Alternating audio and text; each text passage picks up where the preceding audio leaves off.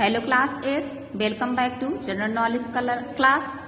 Students, आज हम लोग जनरल नॉलेज सब्जेक्ट में चैप्टर 42 द वैदिक एज पढ़ेंगे। Okay, the Vedic age means होता है वैदिक युग। वैदिक युग, तो पहले हम वैदिक युग के बारे में जान लेते हैं कुछ। Listen to me carefully. वैदिक युग, युग का काल 1500 ईसा पूर्व से 600 ईसा पूर्व तक है। इसके प्रवर्तक आर्य थे, तो आर्य प्रवर्तक होने के कारण यह युग आर्य सभ्यता का युग भी कहा गया है तथा इस युग के बारे में जानकारी के प्रमुख स्रोत साधन वेद है। समझ में आया? अतः इसे वैदिक युग या वैदिक सभ्यता या वैदिक संस्कृति कहा गया है। तो बच्चों, जैसे आपको पता है कि वेद जो है 4 हैं, ऋग्वेद, यजुर्वेद, अथर्ववेद और सामवेद। तो ये 4 वेद हैं जिससे हमें इस वैदिक युग की जानकारी प्राप्त होती है। तो चलिए हम by book the Vedic as पढ़ते हैं, वैदिक युग पढ़ते हैं। तो बच्चों देखिए, इसमें दिया गया है the period that extend from 1500 BC to 600 BC is called the Vedic age. It is named so because most of the information about his period is derived from the Vedas. Answer the following question on the Vedic age with the help of the clues. तो हमने पढ़ लिया question, चलिए bye meaning से समझ लेते हैं। The period that extend from 1500 BC to 600 BC is called the Vedic age.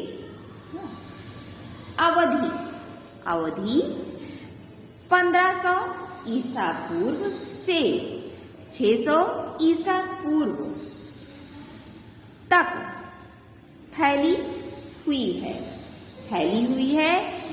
इसे वैदिक युग कहा जाता है। समझ में आया? आगे देखते हैं।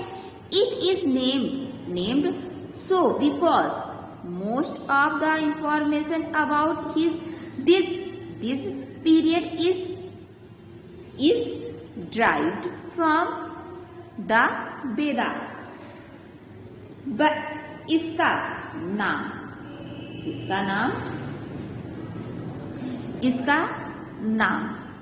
इसका नाम वैदिक युग इसलिए रखा गया क्योंकि इस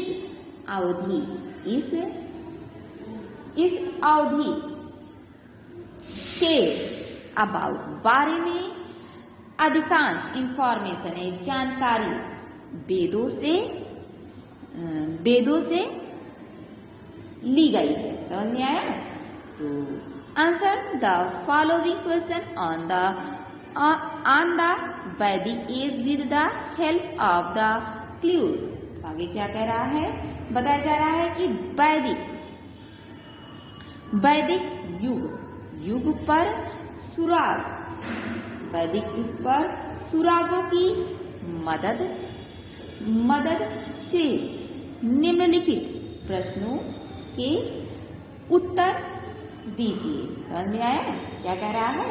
बताया जा रहा है कि अवधि 1500 ईसा पूर्व से 600 ईसा पूर्व तक फैली हुई है, वैदिक युग की अवधि, जिसे वैदिक युग कहा जाता है। इसका नाम इसलिए रखा गया वैदिक युग क्योंकि इस अवधि के बारे में यानी इस समय के बारे में अधिकतर जानकारी वेदों से प्राप्त मिलती है। वैदिक युग पर सुरागों की मदद से निम्नलिखित प्रश्नों के उत्तर दीजिए। तो देखिए इसमें क्लूज दिए गए हैं और 20 क्लूज हैं और क्वेश्चन भी 1 to 20 है ना, 1 to 20 है स्टूडेंट, जिसमें से आपका 11 to 20 आपका होमवर्क हो गए, देखिए हमने लिखा है, और 1 to 10 आपका क्लास वर्क होगा। चलिए पढ़ते हैं क्वेश्चन और आंसर देते हैं। वैदिक युग के बारे में, नेम द 4 वेदास ना, नेम द 4 वेदास। इसमें क्या क्वेश्चन पूछ रहा है? क्वेश्चन पूछ रहा है कि चारों वेदों के नाम बताइए। तो चारों वेदों के क्या नाम है? ऋग्वेद, यजुर्वेद, अथर्ववेद, सामवेद। चलिए हम इसे लिखते हैं। स्टूडेंट्स देखिए हमने चारों वेदों के नाम लिख दिए हैं। पहले है ऋग्वेद, दूसरा है यजुर्वेद, तीसरा है अथर्ववेद, चौथा है सामवेद। ओके, अब क्वेश्चन नंबर 2 देखते हैं। What are the people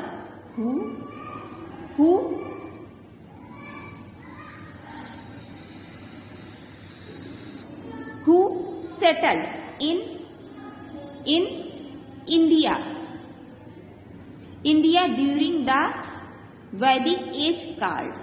question क्या है? What are the people who settled in India during the Vedic age called? Question है, अब हम बाय मीनिंग क्वेश्चन को समझ लेते हैं। वैदिक युग के ड्यूरिंग दौरान भारत में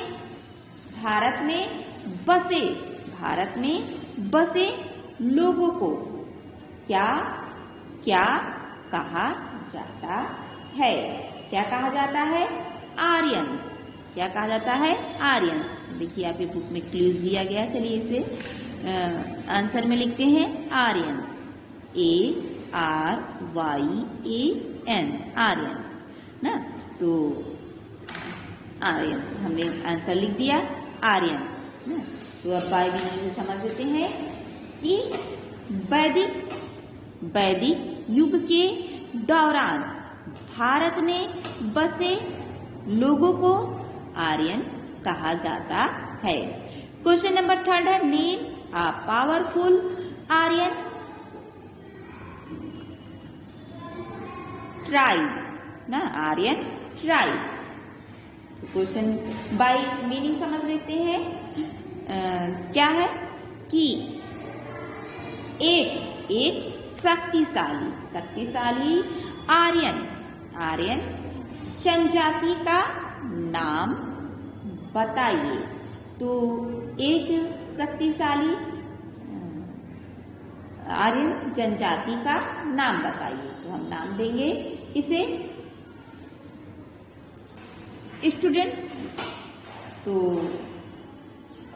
एक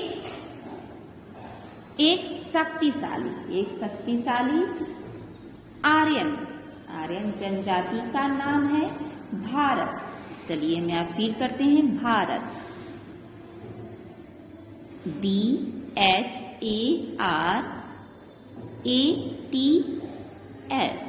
भारत हमने नाम दे दिया। तो भारत जो है एक शक्तिशाली आर्यन जनजाति का नाम है। क्वेश्चन नंबर 4 है, what was the region in which the early Vedic people lived called? तो इसका आंसर होगा स्टूडेंट्स सप्त सिंधु। क्या होगा? सप्त सिंधु। चलिए लिखते हैं सप्त सिंधु। स्टूडेंट्स देखिए हमने आंसर दे दिया है सप्त सिंधु। तो क्या है क्वेश्चन? क्वेश्चन है बाय मीनिंग समझते हैं कि वह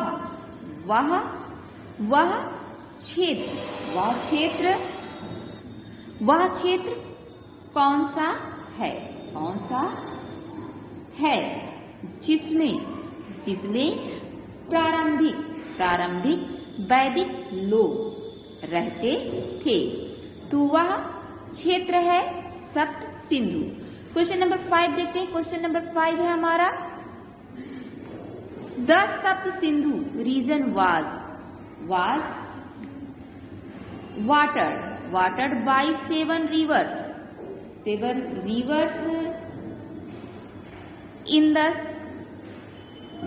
Jhelum, Chenab, Ravi, Vees, Satluj and Saraswati.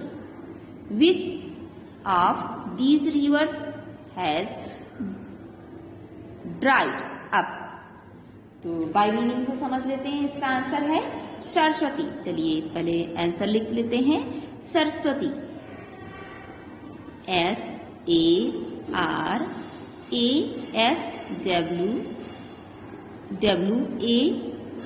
SARASWATI, Saraswati. तो बाय मीनिंग समझ लेते हैं कि क्या कहा जा रहा है कि सप्त सिंधु